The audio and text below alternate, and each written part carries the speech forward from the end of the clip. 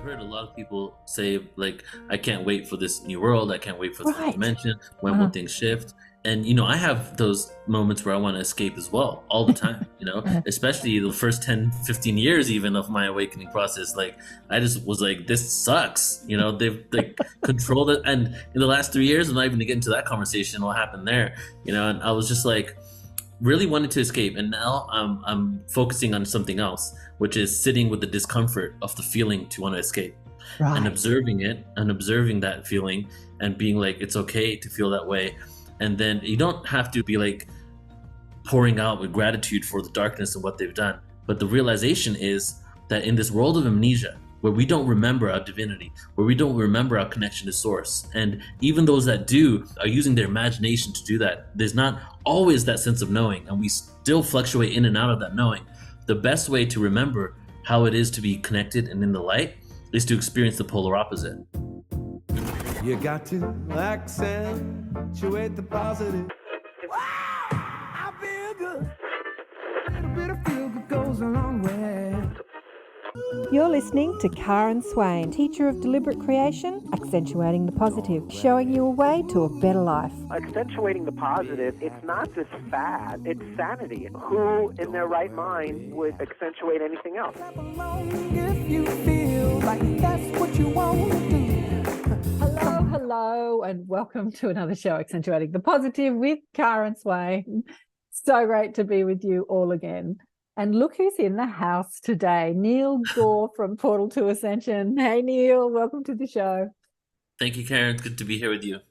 We've been chatting already, having such a great conversation about consciousness and all sorts of things. And I said, stop. Let me press the recording and continue this conversation. But for those people who don't know Neil, I've been talking for the last 5 weeks or so, I've been talking to the guests from the, as you can see behind me, the Portal to Ascension conference, which is happening in April. And Neil and I have been talking about, people who gather in the States versus people who gather in Australia, the sort of levels, different levels of consciousness, what people are into. And I was just telling him what happens in Australia versus what's happening overseas. And I'd love to bring the Portal to Ascension vibe down under. I really would. That's the goal, is to be universal, Yeah. I would love to have festivals and conferences worldwide that are annual. Yeah. And All over it's the going to globe. be a beautiful day when we have our event in Australia.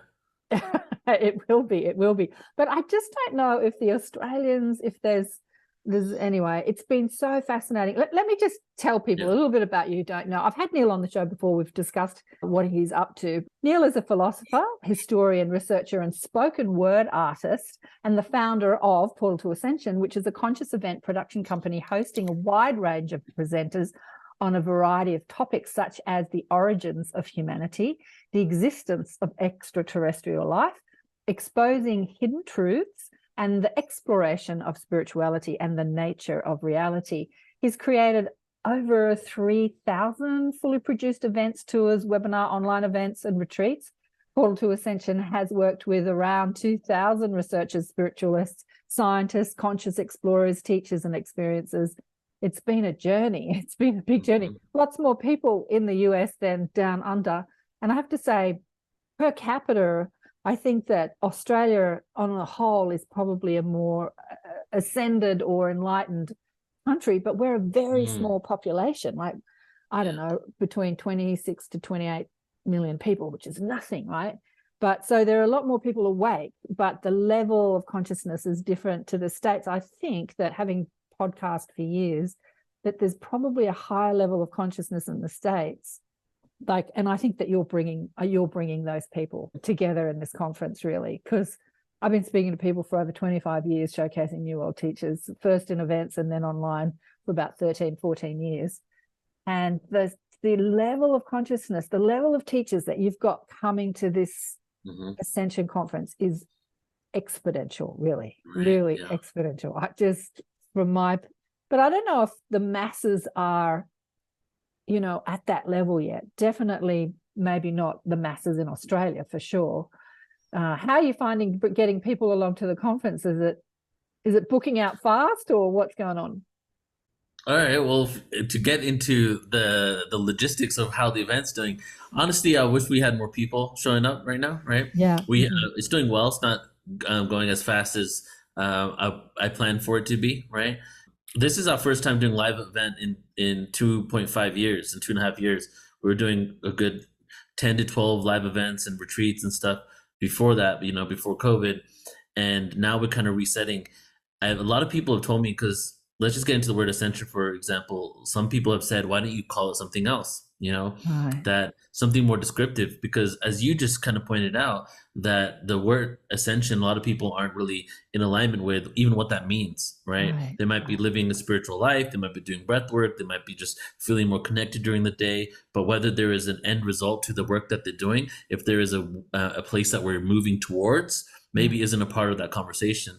Portal to Ascension is about not only the journey, because it's really about the moment and the journey, but it's about really embodying these traits and these qualities so that we can actually create a world for all of humanity to experience unity and oneness and joy and love, not just for the individual, right? So I've had recommendations. Well, you should change it to something that really speaks about, it's about galactic stuff and history. The reason why I say no to all that is because this is the signature event. Portal to Ascension is the name. That's what came to me in 2008. And even though I could shift it and maybe have more people understand what it is, I really feel that I want to have at least one out of the 100 events we have a year literally called our name, Portal to Ascension, so that we can really anchor in that energy. And I'm just putting in the energy for it to be really known and spread around the world.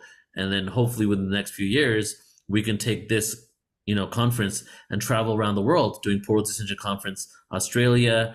We have one in the UK this year as well. So we're doing 2 Portal to Ascension conferences. Yep, we're doing one in Glastonbury.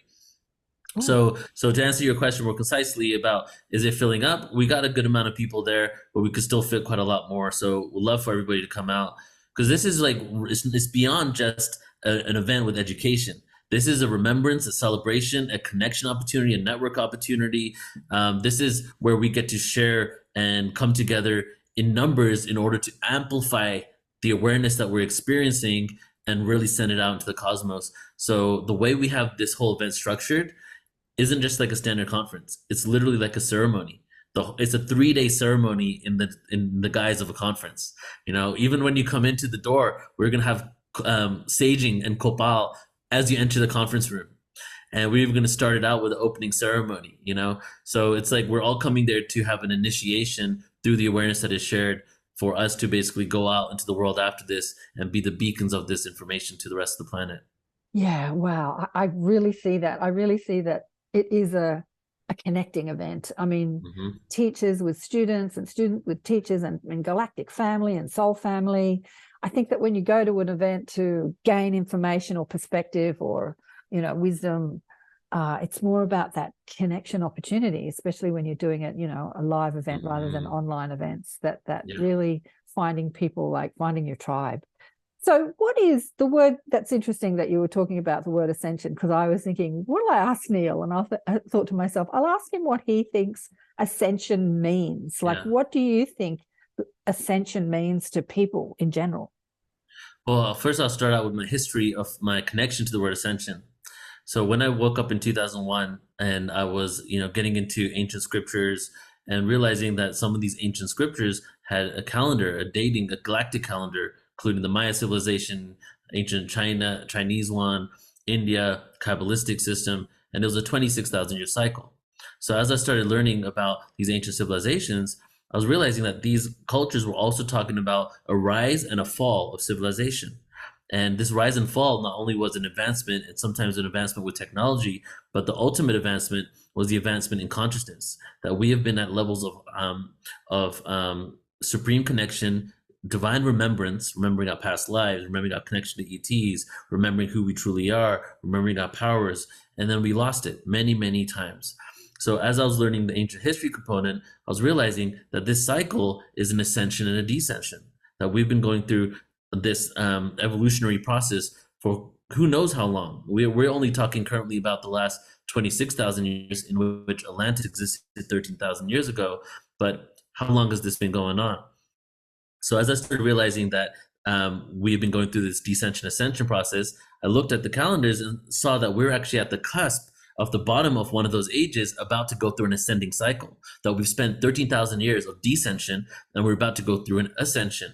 So when I first got into all this stuff, 2003, 4, I was all about the world that we were going to create. And I was not about the moment. I was like working towards, this is where we're going to be. This is what we can create. Everybody needs to know the truth. I was violating people's privacy, if you will, and their own free will by interjecting my own beliefs into their system because they had to wake up, and this continued to happen until around 2008. 2008, I shifted to more of an understanding of the bigger picture, and realizing how all these things are happening for a reason, that the darkness and the light are both equally beneficial to all of humanity. And instead of focusing on the light and where we're going to be, I also need to start encompassing and having gratitude for the darkness. So as that started happening, fast forward to 2012, a lot of people were waiting during 2012 for something massive to happen. Like, I was even thinking that the way I was at that moment, and I still feel that this is a holographic simulation, but I felt that it wouldn't be too far of a reach that on December 21st, 2012, we'd see a sign in the sky saying game over, and then a door would open like the Truman Show, and we just walk into the next dimension. That was not a far off fetched belief for me. And or the ETs would just land, and all of a sudden it'd be like, like, psych, got you, or something, right? And it'd be a whole new world. And then that didn't happen, right? A lot of things did happen December 21st, 2012. It just wasn't like a complete overnight event shift. And then what I noticed was, with all the people I was working with that were also focusing on the future, so many speakers on the circuit, so many well-known people, including myself, had no events planned after December 21st, 2012. I stopped planning everything until that day was over, because I did not know what was going to happen. And so when that occurred, I realized that there was a new theme on the planet, the sense of embodiment, a sense of nowness, if you can call it that, that instead of waiting for a destination, we began focusing on the moment and realizing the beauty of this experience now. And there was a shift from, people say the new age, always looking at the light, not focusing on the darkness. There was a shift of people starting embracing both sides of the conversation. Yeah. And as we were doing that, my understanding of Ascension shifted as well. I started believing that Ascension isn't a destination, right? That the only way that we can get to an ascended world is a paradox. The only way we can ever get to an ascended world is by finding the beauty in the moment. Yeah. So you cannot create something amazing in the future if all you do is focus on when that future will ever come. And that's what a lot of us were doing. So the universe, as I like to say, is one big Xerox machine. All it does, it reflects back your most frequent thoughts. Whatever you put out there, you're going to get back. So if you're putting out there in the universe that I am not where I want to be, this is where I want to be, and you keep putting that out, that's all we're going to get back in our experience.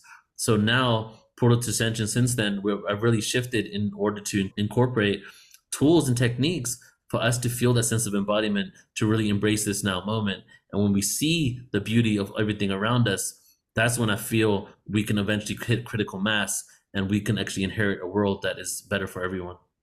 Oh, yes, Neil, I totally hear you.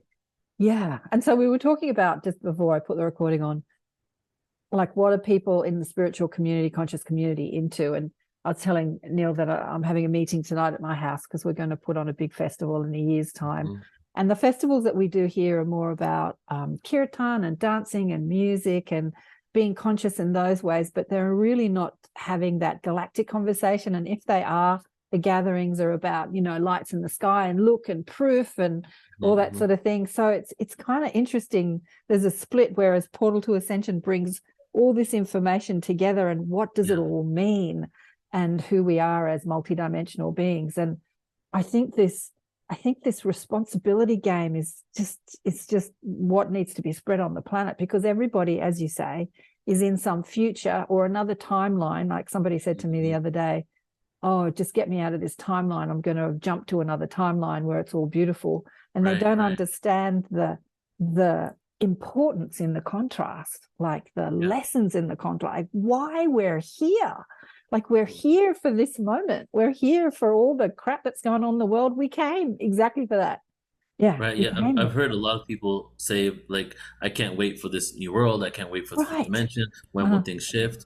And and I have those moments where I want to escape as well, all the time, especially the first 10, 15 years even of my awakening process. Like, I just was like, this sucks. They've like controlled it. And in the last 3 years, I'm not even gonna get into that conversation, what happened there, and I was just like, really wanted to escape. And now I'm focusing on something else, which is sitting with the discomfort of the feeling to want to escape, and Right. observing it and observing that feeling, and being like, it's okay to feel that way. And then you don't have to like be like pouring out with gratitude for the darkness and what they've done. But the realization is that in this world of amnesia, where we don't remember our divinity, where we don't remember our connection to source, and even those that do still have are using their imagination to do that, there's not always that sense of knowing, and we still fluctuate in and out of that knowing. The best way to remember how it is to be connected and in the light is to experience the polar opposite. And the polar opposite is darkness on this planet. And the best way to experience the most transcended element of that, the most far in the light, I feel, is the complete polar opposite of that light, which is extreme darkness. And on this planet, as you know, and a lot of people watching, is that we've experienced some atrocities, right? And what we're able to do with that, with these atrocities we're experiencing, is we have the opportunity to do two things. We can either become a victim to the atrocities and get lost in it, or we can become the master of it, which is why so many people that, this is an example I often use. Like, if you are an ex-drug addict and you are going to therapy, are you going to do better with someone that just went to school to get a degree in therapy, or someone who was an ex-drug addict that's teaching you how to get out of it? And that's kind of the human experience here. That's what duality has set us up for, is to learn these experiences so that we can then be the galactic ambassadors to other planets in hundreds of years, thousands of years, and then teach them how we transcended the darkness. And I feel that's, that's part of the whole aspect of this, is a school for us to learn the tools we need to teach the rest of the cosmos. Exactly. What you said that so beautifully. I want you to repeat it. Is this what you said? Sitting with the discomfort of the want or need to escape this world, or discomfort, something like that. Do you remember exactly what you said? No, that was the first thing you said, was it. Yeah, sitting with the discomfort for the need and want to escape, and just being okay with the discomfort, not running away from it, right? And these are all tools that I've been learning the last few months, doing some deep personal work myself. Is I've escaped from things like that a lot. In my past relationship, I was running away and hiding away because I felt uncomfortable in certain situations, and what that would do is it would perpetuate more of that discomfort. Exactly. To the point where you get lost, anxiety, depression kicks in, lack of communication, and a breakdown of communication, right? Mm-hmm. And so really being okay with the discomfort was a huge step for me. And that's actually helped me transcend a lot of this darkness and accept my own inner darkness and not judge myself for it. And the more I do that, the more I'm able to experience joy. Hallelujah. Hallelujah. I'm loving it. So I was going to ask you, because you're one of the presenters, like, what are you going to talk about at the conference? Okay, I'll get into that in a second, but I'd love to talk a little more on the word ascension, right? Because so we were speaking in the beginning about, and you said a few times how in Australia, when it comes to the galactic understanding, the ascension, there's a lot of people doing spiritual events, kirtan, that kind of thing there. And I also noticed that in England, because I was born and raised in England. I moved when I was 12, but I was just there for a few months. And I was in Glastonbury, Avalon. And I put a note out on my Portal to Ascension Telegram saying, hey, any of the PTA family in Glastonbury, let me know, let's meet up. Somebody messaged me. We had, she made me lunch, and we started talking, and she said, hey, Portal to Ascension needs to come to Glastonbury. And I'm, well, why? She goes, there is no ascension here. There is no conversation around ascension. Wow. That all most of the people here, and I'm not, and let me just do a disclaimer. Of course, I don't know every single practitioner in Glastonbury, and so there are those that are focusing on that.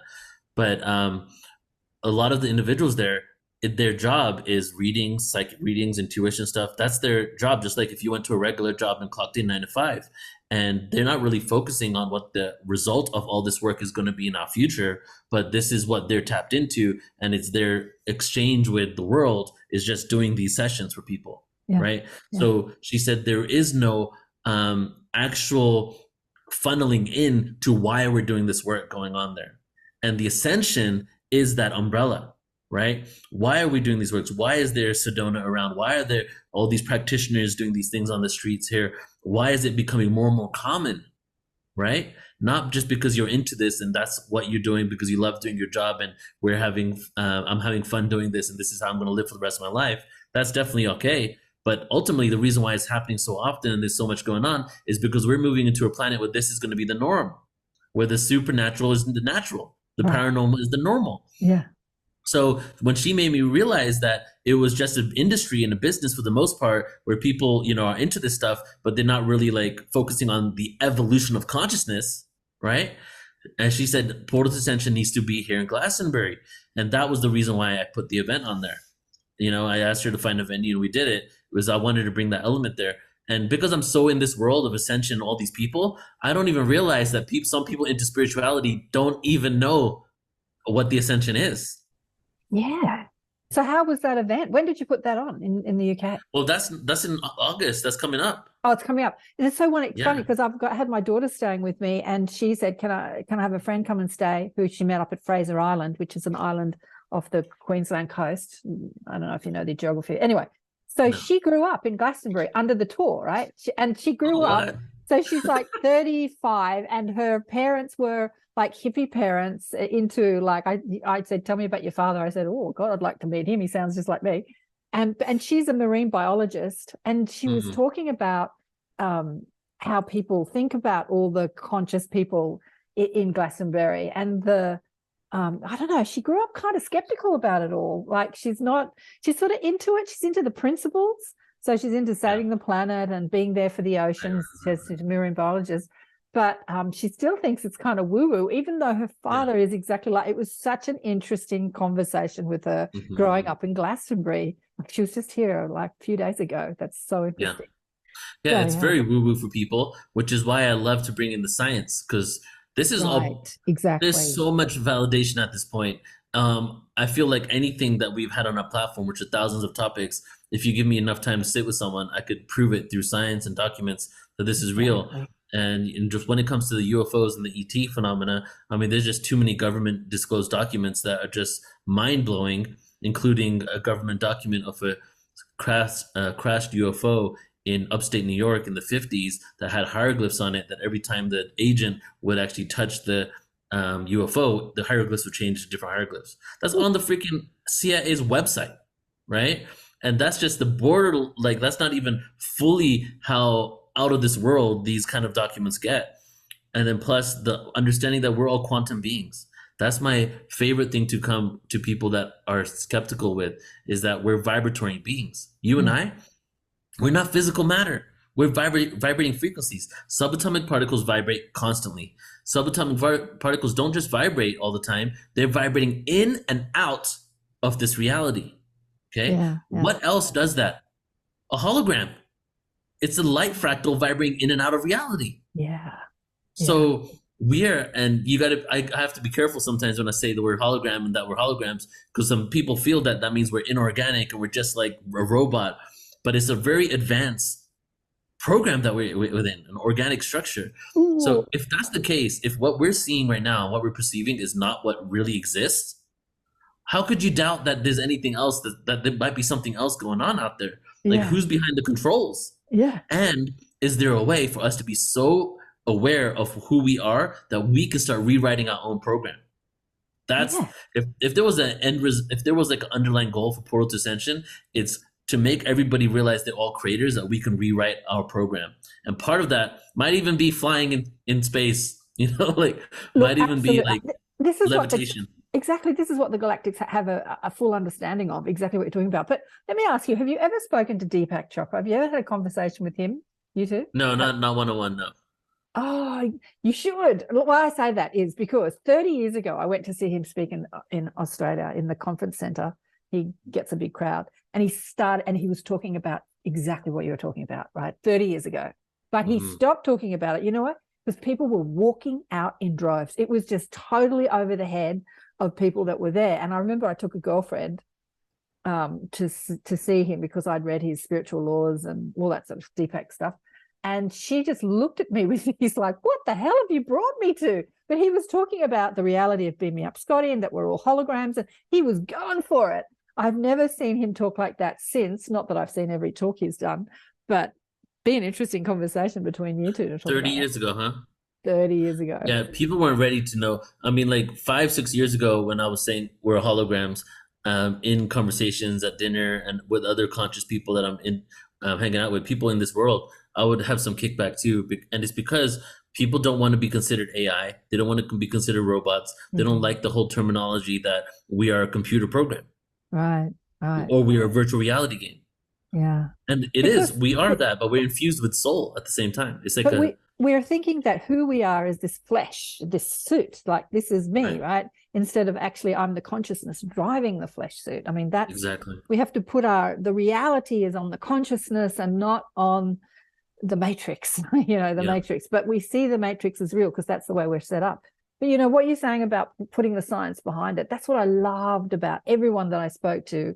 That who did I have? 1, 2, 3, 4, 5 people in the last few weeks that are going to be speakers at the conference, is that they are all at that level. Like Geraldine, amazing. Geraldine Orozco, incredible.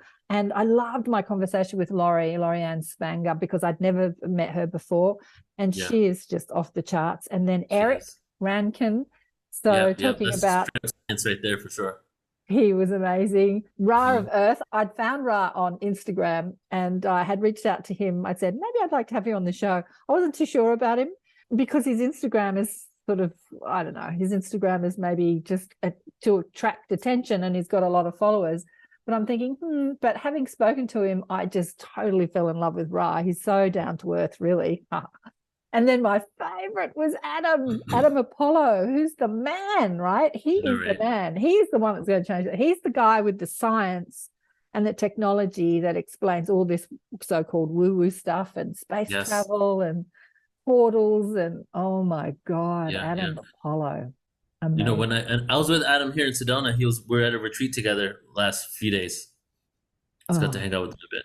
So when I first started Portal Ascension, 2008, and then 2009, 2010, I was traveling up and down the coast from San Diego to Vancouver and Victoria Island and down, like just nonstop for like 2 to 3 years. And at the events, part of my spiel was in the beginning was that I'm not here to preach to the choir, even though the choir is welcome to join. I am here to teach the linear-minded people through their linearity how it's all interconnected. Yeah. Right? Because there's two sides. There's the linear aspect and there's the creative circular aspect. The linear aspect is the masculine energy, the creative, the circle energy is the feminine energy, right? And not one's better than the other. There's two different languages to communicate with. So the part of the understanding that we speak about in this world when we don't incorporate science, we're going into that feminine energy of creativity and metaphors and explaining things through poetry, and then you get people like Adam Apollo and all these other individuals that have bridged both worlds and are able to explain how this is all interconnected to someone that needs logic in order to realize that. So a huge part of Portal Ascension is logic based, but not all of it. We do a lot of energy work and things where we just like go for it. But I would say 60% of our content really like has evidence backing everything, including the fact that we have 45% of our 10,000 hours are all ancient history information to show the antiquity of humanity and then show, wait a second, how did they build this structure? Well, through linear logical science, we can prove that we have no way of actually replicating what they created back then. And the only way this could have been done is through some laser with a diamond on it, something like that. So all of this information has to make people wonder and start thinking, how did the ancients, were they able to create these structures, these very advancements, and know all this advancements in science when we haven't even figured those things out yet? And so that's a huge component of everything we do and what we're going to be bringing to this conference. Woohoo! It sounds amazing. So what are you going to talk about at the conference, Neil? Okay. What usually happens at these conferences is that so many people want to join that I end up taking off my own presentation. Yeah, I know. I do that. So that's what I did this time again. Did you take my yourself? own presentation off. Oh, I know. But what I'm going to do is I'm going to open it up with some spoken word. Okay, cool. So I've been doing this whole new thing now with my spoken word, where I do a little freestyle poetry with my written stuff with music in the background. And so, spoiler alert. Okay, this is how we're going to start out. This is what I envision. We'll have like a kopal ceremony for people walking in, right? And we'll be smudging them out. We'll have some beautiful ambient, like kirtan type music going on. And then I'm going to come in my full priest outfit on stage. And then we're going to just like, as soon as it starts, we're just going to start with like a 15-minute spoken word set. And with different types of music, musicians on stage. Vox Angelis, who does the sound of the angels, she'll be there as well. So we'll start it out kind of like that. That'll be my contribution to the event. Because you're such a great speaker. Yeah, I know how you feel. In fact, I don't know how you can actually turn up to speak when you're running an event. There's a lot. No, I love it though. So I did make a commitment to myself a few weeks ago that I'm always going to make space for myself to speak, because I just realized I really have a lot of fun. That's actually my happy place. Yeah, speaking. And I get a lot of now I have a lot of support. Joan of Angels, Alan Steinfeld, I have a whole team now. So I don't have all the responsibilities on creating this event. Yeah. So which allows me to step more into the creative aspect of performing and presenting. Alan's one of the speakers. Is Joan speaking as well? Yeah, Joan's there too. She's one of the openers. She'll be like second or third, because she does great wing fluffing. She like helps people really. She's really great for the start of events because she really puts people in the vibration of what we're going to experience. Yeah. And what's Alan going to talk about? Where is he? There. Alan is a mystery. You never know what he's going to say. All I know is I just give him some time. It's probably going to be like 50% comedy, because get him and Phil on stage. That's my God, yeah. Oh my God. It's going to be like 50% spiritual memes. That's what he likes to do. He like really funny memes, but then he breaks it down spiritually of what it means. Like they're really freaking awesome. So probably something around that. And his book Making Contact. So he always likes to nowadays incorporate making like what it means to make contact, the different forms of modalities to make contact, and the fact that it's all a consciousness game.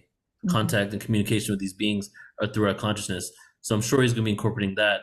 But he's also the main MC for the whole event, so he'll be in and out the whole time. The other MC is Michelle Anderson. Have you ever connected with Michelle? Yeah, I have. I've connected with her, I think, in one of Sheila's events, because Sheila had her as a co-host in Cosmic Conversation. Yeah. And Sheila's presenting too. Is Sheila on there?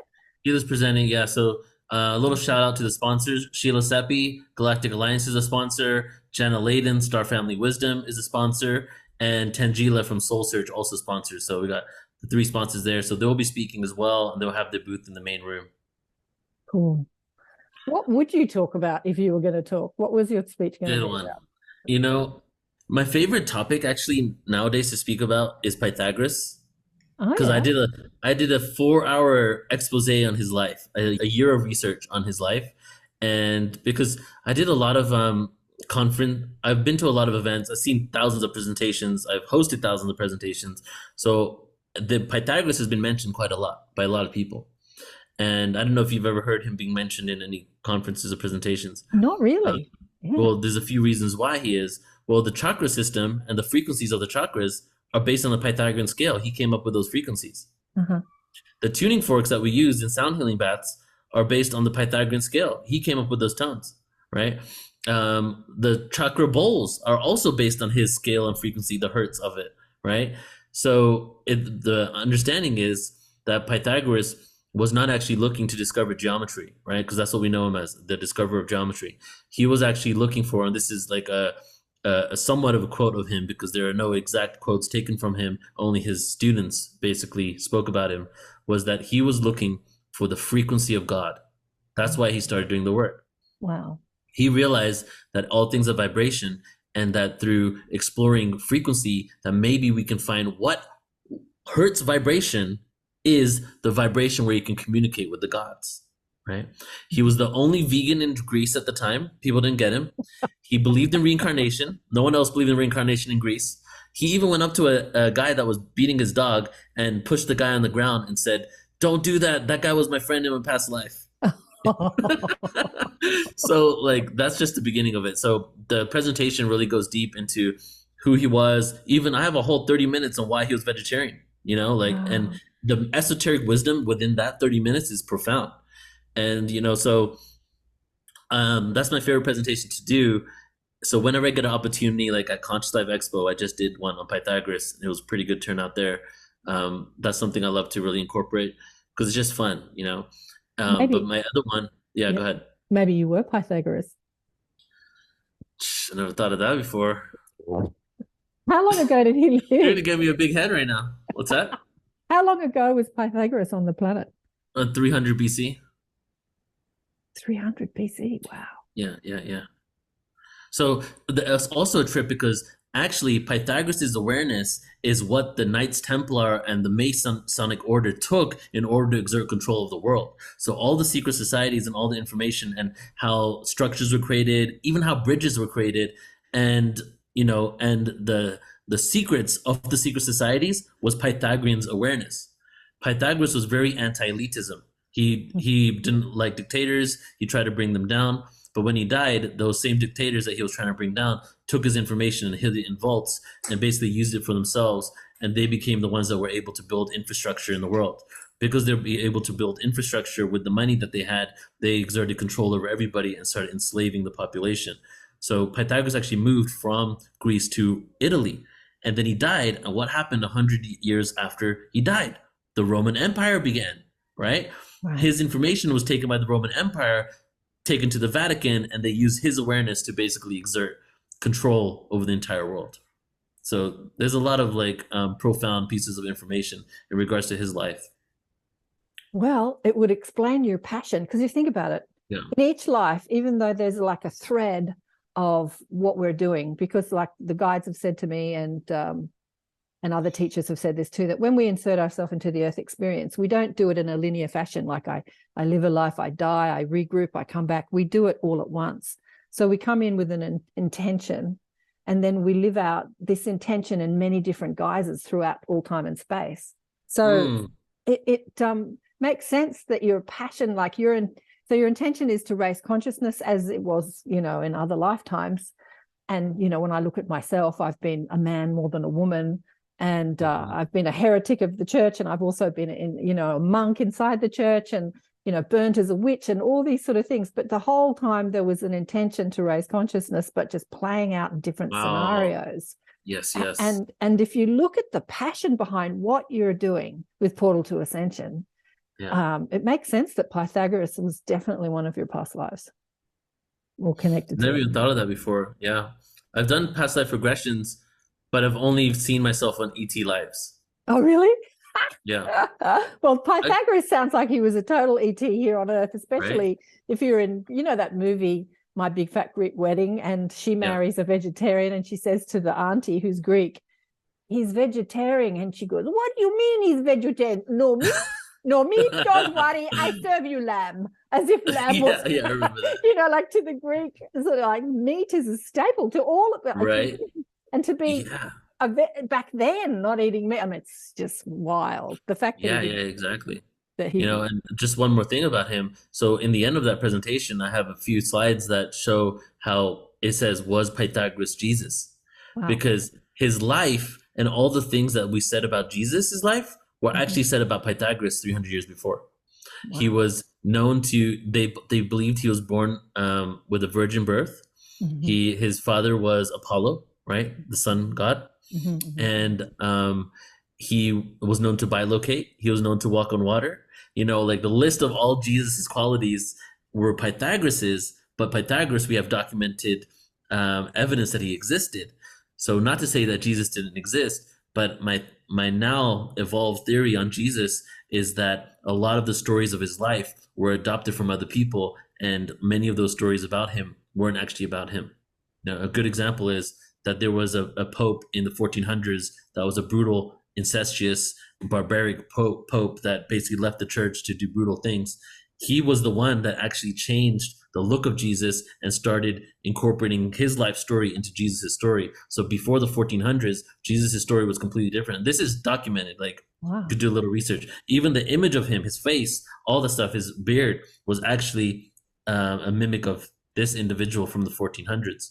So from my exploration of Pythagoras and other elements, I'm realizing that there probably was a Jesus, an enlightened being but a lot of other stories over time, were put onto him. Well, it's interesting that you say that, because years ago when I was in my 20s, I read the Seth books, and Seth said that the story of Jesus was a combination of 3 different prophets. Very interesting. That was, yeah. And then I had Samuel Chong on the show, Samuel Shen Chong, who is promoting the book, The Tayuba Prophecy, which was written by a French Australian guy. He was abducted by these 9-foot-tall hermaphroditic ETs to a planet called Tayuba, and they gave him the whole history of planet Earth. You have to read this book. It's unbelievable. And they said that they created the body that was known, that was the Jesus that was crucified. There were 2 Jesuses. One was born of the virgin birth, saying that he was ET. The DNA was manipulated by ETs, and that she was impregnated by ETs. So therefore it was a virgin birth. But that Jesus was the one that traveled the world. And, we'd hear of Jesus in India and Jesus in Nepal, and he hung out with the Buddhists. And he ended up dying in Japan in his 90s. And there is a burial site for Jesus in Japan that is documented, and they do rituals every year celebrating his life. And then there was another body that was an ET from Tayuba that had a completely different DNA structure, so that he could perform the miracles he could do, because the one, even though his DNA was sort of manipulated, couldn't do the whole walking on water, levitating, everything. But so the Tayubans, who are a 9th category planet, and we're a 1 category planet, they have all this. It's a fascinating book, Neil. You've got to read it. It's just fascinating. Wow. But that would explain by location, seeing him absolutely twice. Yeah, absolutely. Yeah. And so the French guy who died in 2018, who was taken to the planet, they took him, and they have this technology, like they can all levitate and fly around, like walk on water, but they had this little handheld device, energy device, where they would sort of fly around, like that's their vehicle of mode of transportation. They took him to what they called the dokus, which is this structure that looks like an egg. And from the outside, it looks solid, but it's a force field. And when you go in, it's completely see-through. So you see everything, but it's solid from the outside. And all these bodies were levitating in this special doku that was on this island on their planet. And the body of Jesus that they created, the one that was crucified on the cross, was hanging out there in this levitation. And then all these other ET bodies from around the cosmos that they had created to be avatars on different planets to bring a message to, the population. Yeah, it's fascinating book. Fascinating. Wow. Yeah. In the Gnostic texts, pre-Council of Nicaea, there were all these gospels. There was hundreds of gospels, right? Obviously, there's not that many gospels in the Bible. And some of the versions of Jesus's life was that he never even got crucified. Right. There was versions where he did die and versions where he didn't die. So kind of goes both are true. And both are true, right? All these different versions. But funnily enough, years ago when Phil was out in Australia, because you said, do I know Phil? And I said, yeah, I met him in Australia years ago. He used to do quite a few talks. And I remember I was with one talk, and they were all arguing about, was Jesus married, not married? The Virgin Mary, was she a virgin, blah, blah, blah. And I remember thinking 2,000-year-old gossip when I left the talk. So but, everyone was debating like what was right and what was wrong. And for me back then, like it's about 20 years ago, I was thinking there are other things to talk about, was whether, she was a Virgin Mary or not a Virgin Mary, or whether he was married or had children, but it is a conversation that people do love to talk about. And it's really interesting because there's so many versions, and all of it can be true, right? All of it can be true. Right. We're still trying to figure it out. And we're at a place now where people are having critical thinking like they haven't had for a long time. And that critical thinking is making them doubt the conventional story, right? And logic kicks in. How can somebody have a virgin birth? Right? Is it even possible? Have you heard of Margaret Rigoglioso? No. Oh my God, you love her. She is the foremost researcher on virgin births, right? Oh. She's done a whole freaking thesis on it. And so we've had her on a few times, and it seems that there was an ancient mystery school for thousands of years, that a priestess school, where they would get together and do certain rituals to create virgin births. And every single one of those ancient texts specifically talk about the Pleiades. So they were doing some sort of ritual in order to create, because what is the womb? The womb is like a wormhole from another dimension. Like the soul comes in through the womb. It's a portal. And not even figuratively, it's literally a portal. right? Unless you believe the soul's already in the woman's body, right? The soul coming into that body. So what they would do is they would do these rituals in order to make sure that the wormhole, the etheric wormhole that the soul was coming through, was coming from a certain place in the Pleiades, and they were pulling the souls. So Jesus' mother was a part of this priestess school. So now that gets into the whole connection of Jesus being a soul brought in from the Pleiades, and also the fact that only 100 to 200 years ago, the Greek civilizations were in the heyday. And in Greek culture, it was common awareness that gods could have babies with women on earth. It was like a common thing. People didn't doubt it, you know? Yeah. So it was just a continuation of that not too long after. What they call gods, we are calling ETs, right? Like ETs, yeah, exactly. Yeah, and so it's the whole hybrid program, which obviously Geraldine talks a lot about because she's a party to it. Yeah, I'm pretty sure I'm a hybrid, because when you look at my mother's family, so you have English, they're the funkiest looking people. And there's a photograph, I don't know where it is, I've lost it, but there was a photograph of her on her 21st birthday, and she doesn't look like she belonged to the family. Like, she looked completely different. Her physical structure was completely different to the rest of the family. And it's like, how did that happen? Like, duh. But she wasn't awake. She did some amazing things in her life, like unconsciously, and died at 50 of cancer. But she passed on that DNA to the three of us. So there's been tweaking of DNA going on for ages. Right. You know, and even when you talk about if you look into the wars that happened, the Orion Wars, were actually the DNA wars. DNA is the number one commodity in the galaxy and probably the universe. And that's why Earth is so special to so many beings with all types of agendas, because we are a soup, like I don't even, a smorgasbord, is that the word? Of DNA, right? Look at how many species are on the planet. Plus, because of the way the planet is set up and how evolution works, DNA is constantly morphing. So there's always new subjects and new things to experiment with on Earth. So I personally feel, from, you know, not only my own intuition, but speaking to many presenters, is that Earth is basically a galactic library of DNA. Yeah. That many galactic civilizations, if not every single one of them within our galaxy, has donated DNA to the earthly experience. Yeah.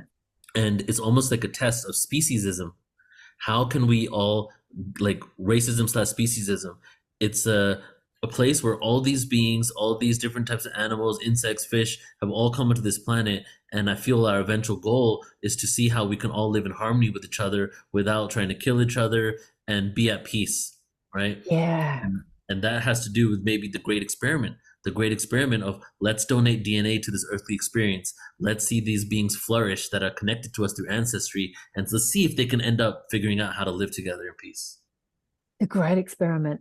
You know, in the book, The Conversation with God through Neil is talking about America like that. America was the great experiment, to bring people from all over the planet, from all different, you know, cultural backgrounds, and to bring them together in this melting pot and see if they can live in peace together.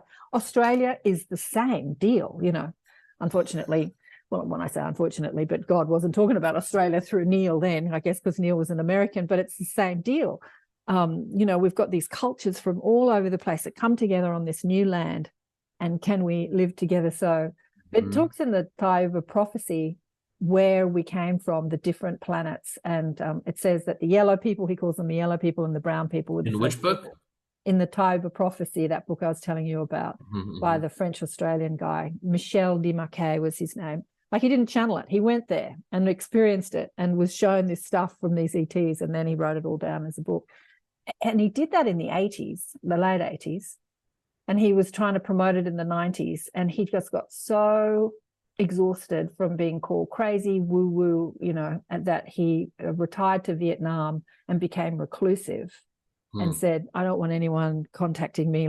He just got so much pushback on that he was crazy and it wasn't real. And then that's when Samuel found him as a young man. He went there, he read the book, and he found him because he didn't know how to find him. He just knew what island he lived on. And then they created this relationship, and then eventually Michelle died, and now Samuel is promoting the book and the messages. You should have him on Portal to Ascension. I'll introduce you. Right. Yeah, you should. Yeah, I mean, that's the time for it. It's like he was ahead of his time, right? Oh, It all came out in divine absolutely. timing. But yeah, I feel Yeah. the world now is more ready for this. There's so many different stories out and self-publishing, and you know, it's more accepted than it ever has been before. Yeah.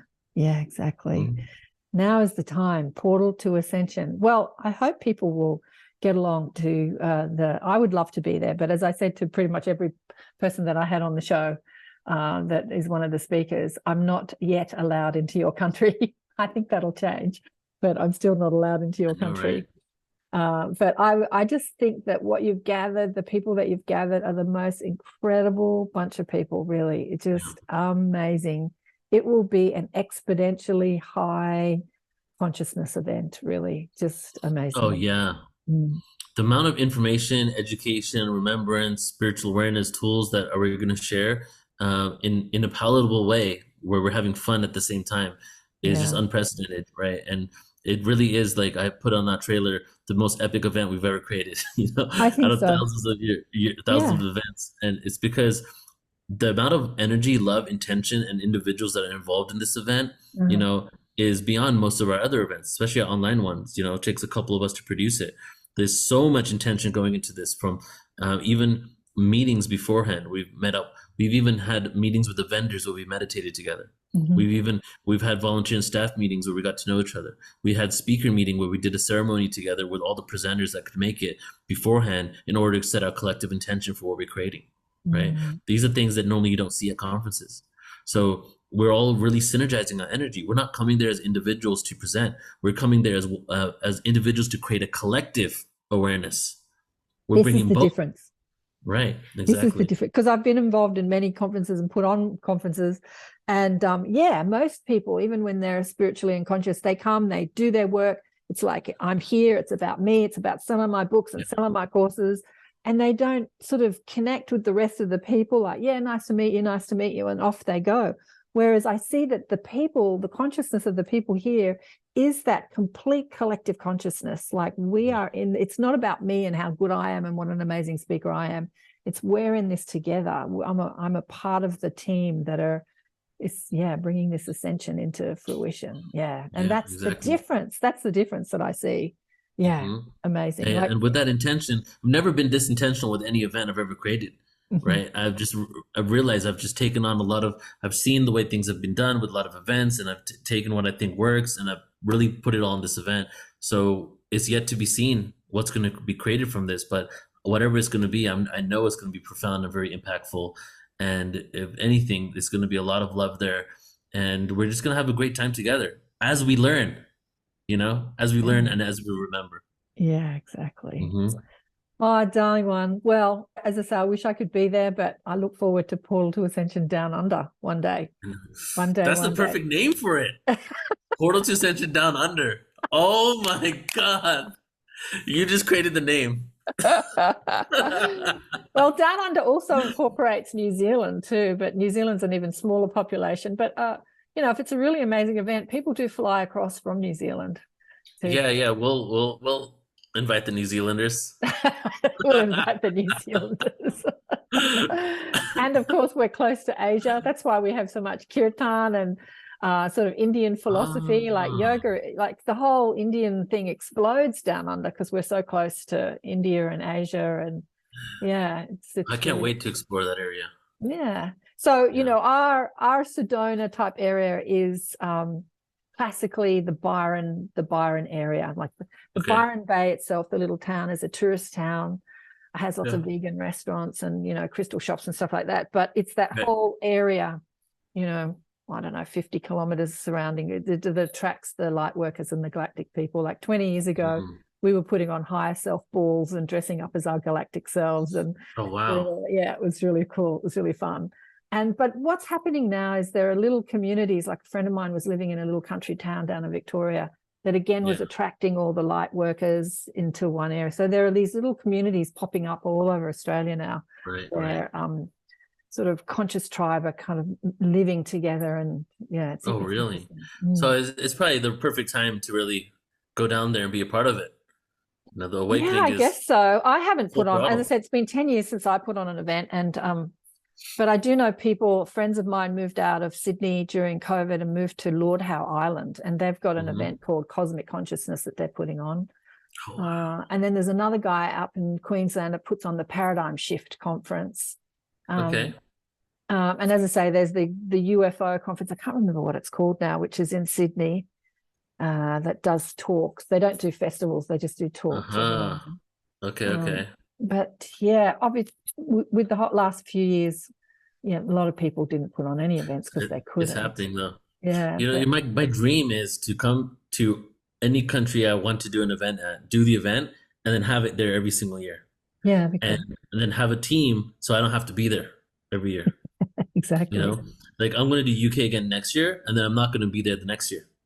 I'm setting them all up, and then I'm getting a local team to run them because my goal is to have as many as I can have. Yeah, exactly. You know? Yeah. And until I tap into my Jesus qualities, I can't bilocate. So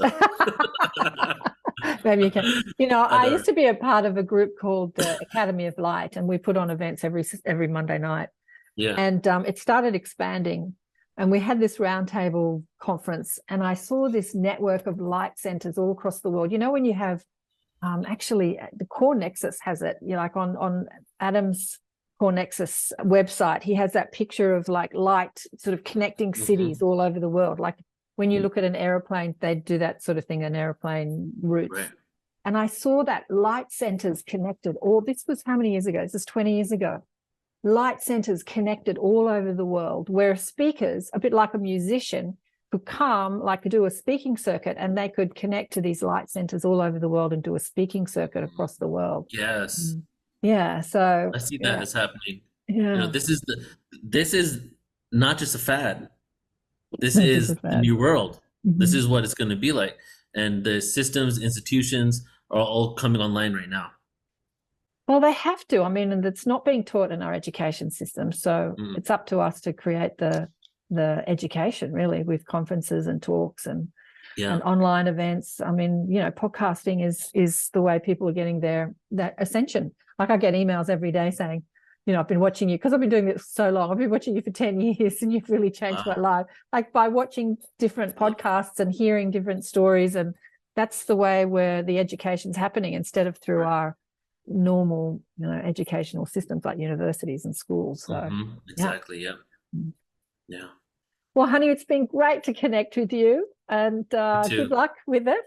And can't wait for Portal to Ascension Down Under. Thank you. I appreciate you, Karen. Thank you so much. Bye, everybody. Always a pleasure to chat with Neil. Such a fascinating man. I think he might be connected to Pythagoras. Was it Pythagoras that he was talking about? In some, soul family.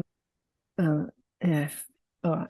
Okay, just having a chat to the mob. They're saying, yes, that's true. He is connected to, but when he was talking about it just all made complete sense to me, why he's so driven in this lifetime to do what he does. And sometimes that drive can be a bit, when someone's really driven to do something, they sort of like drive to do something regardless of all other things. But, when you have a real drive to make something happen in a lifetime, there's a reason. And it's not just because of what's happened to you in this lifetime, it's, because of what's happened to you in many lifetimes. So interesting, fascinating.